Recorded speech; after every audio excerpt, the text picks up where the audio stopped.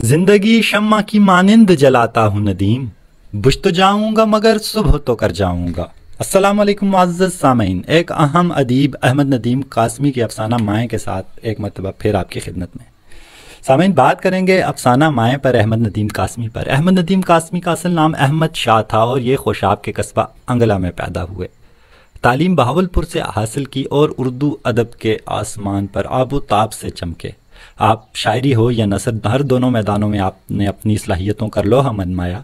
तनकीद हो या तहकीक हो, नज़्म हो या गज़ल हो, आम नसर हो या फिर अफसाना हो, तो जो जिस शोबे में आपने हाथ डाला कमाल किया। तो उनकी इस एक अहम अफसाने माएँ पर हम बात करेंगे। आप अपनी नसर या अफसाना निगारी के हवाले से पाकिस्तानी मकामियत या मकामी रंग के हामिल अफसाना निगार हैं। आपके अफसानों पर मकामियत का रंग गालिब होता है और अखलाकियात नुमायाँ नज़र आती हैं। माएँ अफसाना ऐसे ही उन्वान से ज़ाहिर है कि उसमें ममता या माओं का जो असल रूप है या चेहरा है उसको बयान करने की कोशिश की गई है दो ख़वातीन के झगड़े की मदद से। तो बहुत मज़ेदार अफसाना है जिसमें दो ख़वातीन बेगम राजा और बेगम ख्वाजा की तू तकार अपने उरूज पर होती है। दोनों साथ साथ एक घर में रहती हैं और रहते हुए जो है वो पूरे मोहल्ले को उन्होंने सर पर उठाया होता है। बहरहाल तफसील से बात करेंगे इस अफसाने पर। तो इसका मरकज़ी ख़याल पर बात कर लें तो मरकज़ी ख़याल इस माएँ अफसाने का यही है कि ख़वातीन के हवाले से, हुकूक़ निस्वां के हवाले से, या ख़वातीन की जो अक्ल और उनकी ज़रूरत और उनकी कुछ मजबूरियाँ हैं, फ़ितरी मजबूरियाँ, उस हवाले से ये बहुत अहम अफसाना है। तो इस अफसाने में औरतों के यानी उनकी कम अकली या कम फहमी की तरफ इशारा है, उनके बात बात पर नाराज़ होने और जल्दी मान जाने की तरफ इशारा है। तो एक खुलूस की तरफ इशारा है कि औरतों में, ख़वातीन में खुलूस होता है और उनका वो खुलूस उस उरूज पर तब नज़र आता है जब उनके अंदर उनकी ममता जागती है। तो बहरहाल आगाज़ करेंगे, तरतीब पर बात करेंगे। तो माएँ अफसाने की तरतीब कुछ यूँ है कि दो घर हैं आपस में साथ साथ मुत्तसिल, राजा साहब का और ख्वाजा साहब का, और दोनों पढ़े लिखे लोग हैं और उनकी बेगमात भी वैसी ही हैं। लेकिन बेगम ख्वाजा और बेगम राजा की आपस में लड़ाई जो है वो रोज़ का मामूल होती है। मोहल्ले वाले इंतज़ार करते रहते हैं कि आप किस वक्त इनकी लड़ाई शुरू होगी। मगर मज़े की बात यह होती है कि जब मोहल्ले वाले उनकी लड़ाई सुन चुकते हैं, मुकम्मल होती है, तो उसके बाद मायूस होकर वापस जाते हैं। वो क्यों मायूस होते हैं इस पर हम बाद में बात करेंगे। तो बेगम ख्वाजा और बेगम राजा का पहला ये यानी यूँ होता है कि जलजला हो जाता है और बेगम ख्वाजा को बेनुक्त की सुननी पड़ती हैं। बेगम राजा ये समझती हैं कि साथ कमरे में बेगम ख्वाजा ने ज़बरदस्ती पलंग घसीटा और जिसकी वजह से क्या हो गया हमारे घर में, यानी ये हलचल हो गई है। तो उस पर वो बुरा भला कहना शुरू करती हैं, जबकि उसके शोहर जो होते हैं बेगम राजा के, वो कहते हैं बेगम अस्तगफिरुल्लाह पढ़ो, आयातुल कुर्सी पढ़ो, ज़लज़ला आ रहा है। तब जाकर बेगम राजा किस्सा समझती हैं और फिर शर्मिंदा होकर बैठ जाती हैं अपनी जगह पर, क्योंकि उन्होंने सुना होता है कि भागते हुए कोई गिर जाए तो उसे मिर्गी का दौरा पड़ता है। तो ये अहमद नदीम कासमी का अंदाज़ है मकामियत को लिए हुए, यानी मकामी लोगों के जो रीत रिवाज या सोचें होती हैं उसको उनके अफसानों में जगह मिलती है। तो इस कहानी की तरतीब यूँ आगाज़ होती है और हमें अंदाज़ा होता है कि वो दोनों ख़वातीन एक दूसरे को कैसे एक आँख नहीं भागती।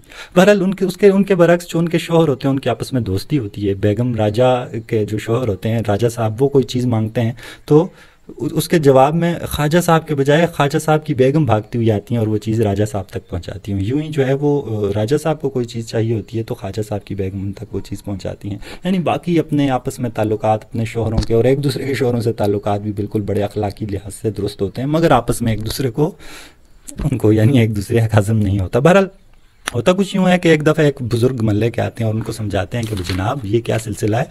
तो राजा साहब और ख्वाजा साहब को कहते हैं तो आप अपनी बेगमात को समझाएं। तो उसके जवाब बड़ा बेहतरीन मिलता है, चूँकि वो दोनों पढ़े लिखे एक नुमाइंदा होते हैं, राजा साहब और ख्वाजा साहब। तो उनको जवाब देते हैं जनाब बेगमों की लड़ाइयों में अमल दखल करने की ज़रूरत नहीं है, हाथ मारने की ज़रूरत हमें नहीं है। हाँ, अगर आप अपनी बेगम को भेज कर समझा दें हमारी बेगमात को तो ज़्यादा बेहतर हो। जिसके जवाब में वो बुज़ुर्ग जो है वो झींप जाते हैं, क्योंकि अपनी बेगम से अपनी जगह वो भी तंग होते हैं या उनके यानी दबाव में रहते हैं। तो इस वजह से यहाँ हल्का फुल्का ये शुगल या मजाक करने की कोशिश की गई है। बेगम ख्वाजा बेगम राजा की लड़ाइयाँ लगी रहती हैं।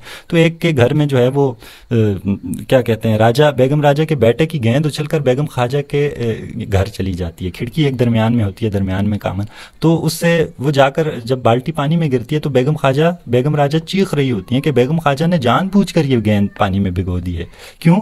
ताकि गीली मिट्टी से भर जाए और मिट्टी से बच्चे के हाथ भर जाएं और हाथों से वो अपने कपड़े کپڑے خراب کر لے اور بیگم راجہ کو پھر سے کپڑے دھونے پڑیں. تو ایک یعنی بڑی دور سے منطق جوڑی گئی ہے تاکہ صابن الگ خرچ ہو اور پانی الگ ضائع ہو. تو ادھر بیگم خواجہ کا الگ اصرار ہے. وہ کہتے ہیں نہیں نہیں نہیں، گیند بچے نے نہیں پھینکی بلکہ بیگم راجہ نے خود طاق کر نشانہ باندھ کر ہی بالٹی میں پھینکی تھی، کیونکہ نل بند ہو چکا تھا اور اب پینے کے پانی کے لیے بہشتی سے ایک مشق کے لیے کہا جائے گا، جو غضب خدا کا ایک مشق کے پورے 2 آنے لیتا ہے. تو یہ ان کی ایک اور لڑائی ہے کہ بچے کی غلطی ہے، لیکن وہ دونوں ایک دوسرے کو ذمہ دار ٹھہرا رہی ہیں کہ نہیں، یہ نقصان خواتین نے خود کیا ہے. دونوں خواتین ایک دوسرے کو یعنی بد دعائیں دینے پر آ جاتی ہیں. ایک کہتی ہے اللہ کرے تیرا بچہ مر جائے، دوسرے کہتی ہے اللہ کرے میرا بچہ اللہ کا مال ہے، اللہ کرے تیرا بچہ مرے اور میں اپنی آنکھوں سے تجھے یہ اپنی چڑیلوں جیسے بال نوچتے دیکھوں.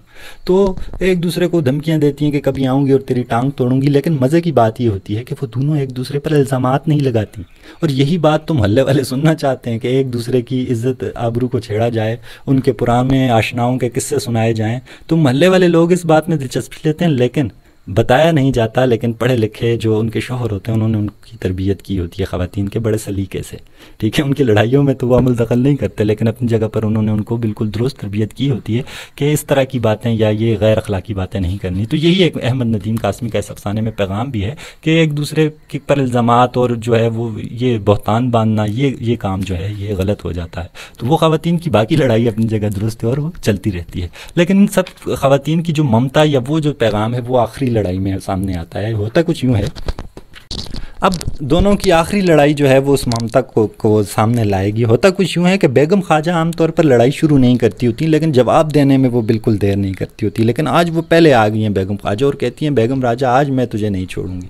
تو وہ بیگم راجہ بھی تنک کر آ جاتی ہے. وہ کہتی ہے اچھا کیا ہوا کیا ہے؟ تو بیگم خواجہ کہتی ہے کہ تیرے بیٹے نے میرے بیٹے کی ران میں پینسل ماری ہے. پینسل چبو دیتے ہیں بچے لڑتے ہوئے، باریک سکہ اس کے چمڑے میں گھس گیا اور وہ رو رو کر جان ہلکان کر رہا ہے. تو میں تیرے لونڈے کے پیٹ میں چاقو گاڑ دوں پھر یہی کہ میں تیرا کچا کلیجہ چبا لوں گی. بیگم راجہ یہ جواب دیتی ہے. تو آگے سے بیگم خواجہ بگڑتی ہے کہ ایک تو مجھے زخمی کر دیا میرے بیٹے کو تیرے بیٹے نے، اور تو الٹا سے. تو بیگم راجہ کہتی ہے ٹھہر میں دیکھوں تو صحیح کہ تیرے بیٹے کو لگی بھی ہے یا نہیں، یا تو ویسے شوق پورا کر رہی ہے. لیکن جب بیگم خواجہ کا بیٹا آتا ہے اور بیگم راجہ اس کو دیکھتی ہے تو واقعی وہاں جو ہے اس کے ران پر جو ہے اس کی ٹانگ پر وہ نشان پڑا ہوتا ہے، نیل پڑا ہوتا ہے.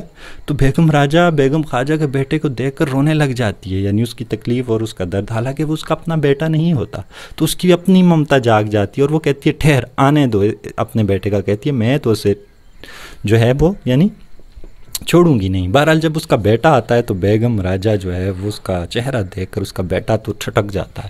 تو بیگم راجہ آتے ساتھ اس پر برس پڑتی ہیں اور اس کو مارنے لگتی ہیں، اور پھر اس کو سکون نہیں آتا تو آگے بڑھتی ہیں اور جا کر کوئی لکڑی کا ڈنڈا اٹھا لاتی ہیں کہ اس نے تکلیف دی ہے بیگم خواجہ کے بچے کو مارا ہے. تو کہتی ہے آج میں ایسی تکلیف تجھے بھی دوں گی. تو بیگم خواجہ پہلے تو دیکھ رہی ہوتی ہیں، لیکن اب اس کی برداشت سے باہر ہو جاتا ہے. وہ جب دیکھ رہی ہے کہ بیگم راجہ اپنے بچے کو بڑی بری طرح پیٹ رہی ہے تو وہ کیا کرتی ہے، وہ جس کھڑکی کی ساری عمر وہ اسے یعنی دیتی ہے دھمکیاں کہ میں اس کھڑکی سے آؤں گی اور تیری ٹانگیں توڑوں گی، آج واقعی وہ اس کھڑکی سے کیا کرتی ہے، گھستی ہے اور دوسری طرف بیگم راجہ کے گھر میں پہنچ جاتی ہے اور جا کر بیگم راجہ کے ہاتھ پکڑ لیتی ہے، اس سے اس کے بچے کو چھڑا لیتی ہے. اب آخری منظر ہے دونوں ایک دوسرے کو بد دعائیں دے، وہ یعنی برا بھلا کہہ رہی ہیں کہ تم بچے کو مار رہی ہو. تو اب ہوتا کچھ یوں ہے کہ بیگم خواجہ کے پاس بیگم راجہ کا بچہ اٹھایا ہوتا ہے اور بیگم راجہ کے پاس بیگم خواجہ کا بچہ اٹھایا ہوتا ہے، اور اب ایک دوسرے کے بچوں کے لیے دونوں ایک دوسرے کے ساتھ لڑ رہی ہوتی ہیں. تو دونوں کو اچانک سے ایک دم سے خیال آتا ہے کہ ہاں یہ کیا ہو گیا، تو کہ ہم بھی جو ہے یعنی کیسی بات پر لڑ رہی ہیں کہ ایک دوسرے کے بچوں کے لیے ایک دوسرے کے ساتھ لڑ رہی ہیں. تو اس سے یعنی ان کو دونوں کا احساس ہوتا ہے اور دونوں اچانک سے ہنس دیتی ہیں. جب دونوں ہنستی ہیں تو بچے دیکھ کر وہ بھی ہنسنے لگتے ہیں کہ بیگم راجہ کے پاس ایک خواجہ کا بچہ ہے اور بیگم خواجہ کے پاس بیگم راجہ کا. تو یہاں پتہ لگتا ہے کہ ممتا سب کے لیے بس ممتا ہوتی ہے، بچے سب کے سانجھے ہوتے ہیں، اور یہی اس افسانہ کا، اس مختصر کہانی کا پیغام ہو گئے.